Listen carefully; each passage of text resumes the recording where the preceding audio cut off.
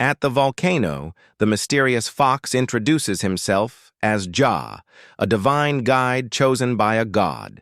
He says Mamu and Somi can have the peaceful life they desire, but first, they must pass a final test.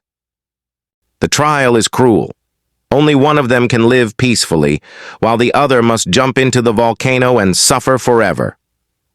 Hearing this, both Mamu and Somi refuse to let the other sacrifice themselves. Mamu decides to jump to save Somi, confessing his love. But the moment he leaps into the volcano, Somi jumps after him, unwilling to live without him. Instead of dying, they awaken in a beautiful, magical meadow. There, Ja reveals that this was the real test, to see if their love was truly selfless. Because both were willing to sacrifice themselves for the other, they pass the trial. The god rewards them. Mamu becomes the guardian of a sacred temple, living until the next true seeker appears, while Somi is allowed to live a peaceful human life with him. After years of suffering and slavery, Mamu and Somi finally gain freedom and a peaceful life together. After finishing his story, Mamu tells Ryu that he has been serving as a guide in this mysterious realm for about 1,000 years. During that time, he lived peacefully with Somi until she eventually passed away from old age. Even though he still misses her, Mamu says he is grateful they were able to live a peaceful life together after all their suffering. Now it is Ryu's turn to pursue his wish. Mamu explains that in the past 1,000 years, many people came seeking their wishes, but almost all of them failed the final trial and returned to their normal lives with their memories erased. To begin the test, Mamu points toward a distant mountain where a glowing golden tree called the Heart of Wishes stands at the peak. Ryu's task is simple but difficult. He must reach that tree. With determination, Ryu steps onto the misty path leading up the mountain. As the strange fog surrounds him, the trial officially begins, and Ryu disappears into the mysterious realm to face his challenge. As soon as Ryu steps into the mist, the world around him disappears. The fog is so thick that he cannot see anything, and even breathing becomes extremely difficult. Every step forward causes him to crash into trees, and the strange air slowly drains his strength until he eventually collapses. After waking up, Ryu realizes that normal methods won't work in this place. Instead of relying on sight, he changes his breathing and begins to move by instinct, focusing on the ground, the wind, and the small sensations around him. For what feels like a very long time, he continues walking blindly through pain, hunger, and exhaustion. Even when his body almost gives up, he refuses to stop moving forward. Finally, his hand touches solid stone, and the fog suddenly disappears. Ryu finds himself on a strange plateau of white rocks, with crimson petals floating in the air. He realizes that the mist was the first trial, testing not his strength, but his determination to keep moving even when he could see nothing. Exhausted but still standing, Ryu looks toward the distant mountain peak and continues his journey toward the Heart of Wishes. After escaping the deadly fog, Ryu enters a harsh land filled with endless white rocks and steep cliffs. But this place brings a new challenge: extreme hunger, thirst, and exhaustion. Since entering the mountain, Ryu has no food, no water, and no rest. His body slowly weakens, and the dangerous terrain causes him to fall again and again, injuring himself. Days pass as he continues walking with almost no strength left. By the 6th and 7th day, he is barely alive, crawling across the rocks while hallucinating from hunger and fatigue. Still, he refuses to give up and keeps moving forward. Finally, he discovers a small tree and a pool of fresh water. Realizing it isn't an illusion, he drinks the water and rests for the first time since the trial began. Ryu understands that this was the second trial, testing not power or intelligence but his endurance and determination to keep moving even when his body is about to collapse. After resting, he stands again and continues his journey toward the distant Heart of Wishes. After leaving the white stone path, Ryu suddenly finds himself in a mysterious and terrifying forest. The trees are gigantic, the air feels heavy, and the entire forest seems alive. almost like it is watching him. At first, Ryu hopes he can simply walk through it. But very quickly, he realizes something is wrong. No matter how far he walks, he keeps returning to the same place again and again. The forest has no clear path, no sky to guide him, only endless green shadows. With hunger and danger constantly surrounding him, Ryu is forced to survive on his own.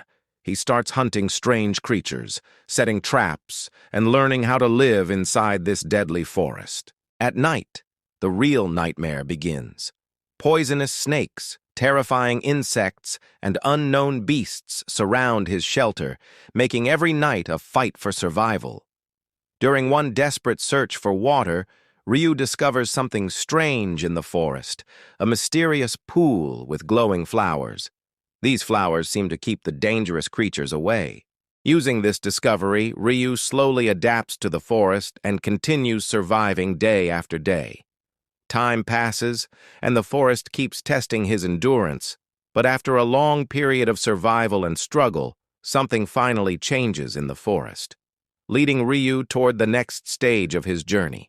After passing through the tunnel beneath the giant tree, Ryu enters another strange and dangerous area filled with thick red fog. The atmosphere feels heavy, and the forest around him looks even more twisted and terrifying than before. Suddenly, the ground begins to shake. From inside the fog, Ryu notices a massive creature moving through the trees. When he finally catches a glimpse of it, he realizes the truth. It's a terrifying Cyclops. The giant monster quickly notices his presence and begins chasing him through the forest. Ryu runs desperately, using the environment to hide and escape, while the enormous creature crashes through the trees behind him.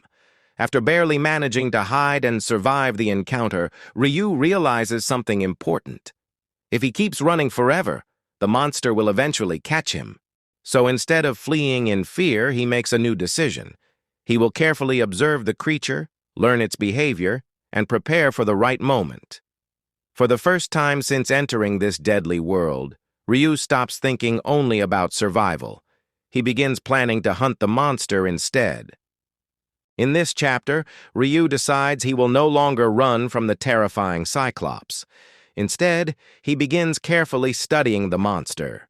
For several days, Ryu secretly follows the giant through the foggy forest.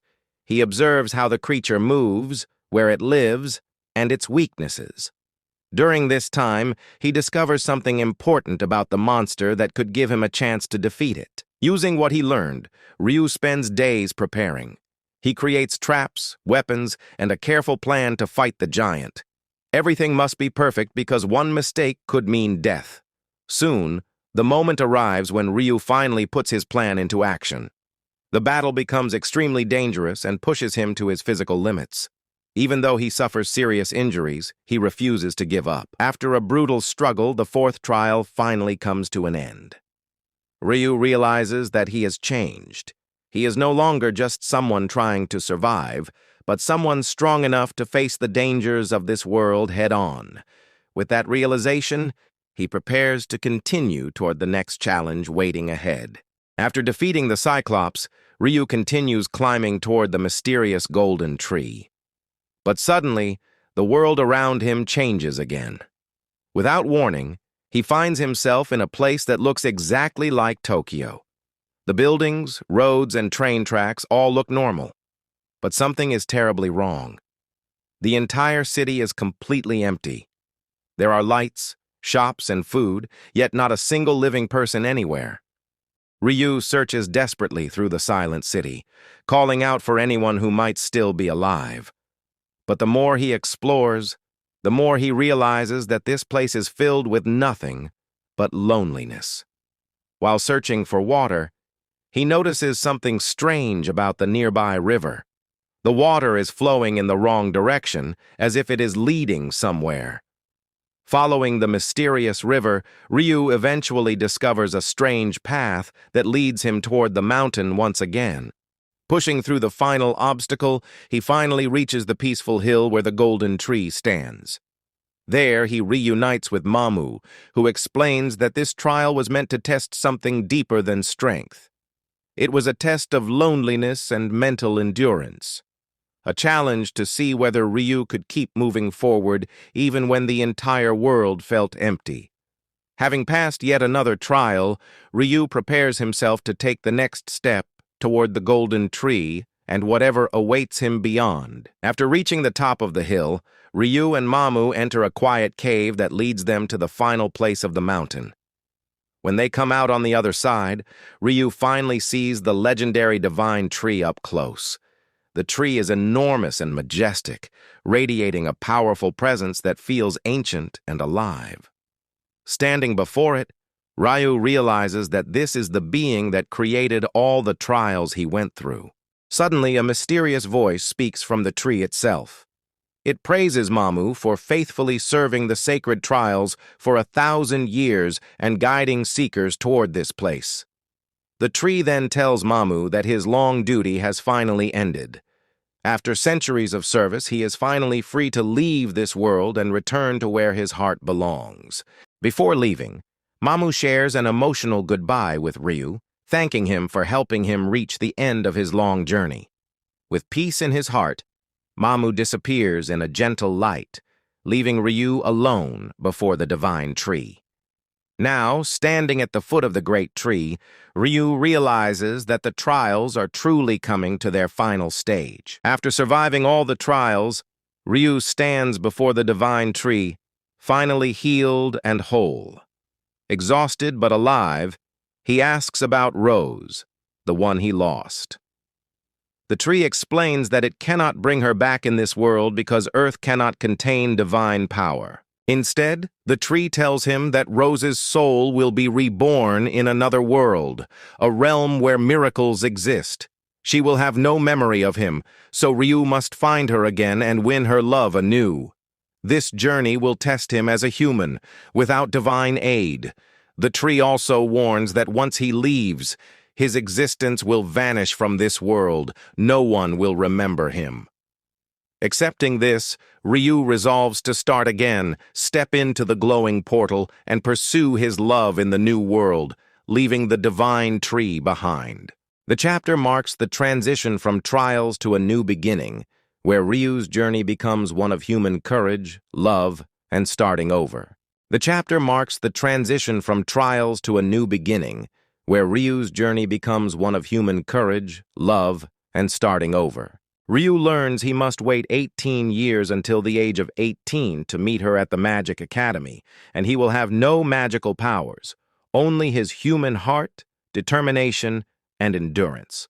Lumina warns him that the path will be hard, lonely, and that she can only intervene minimally.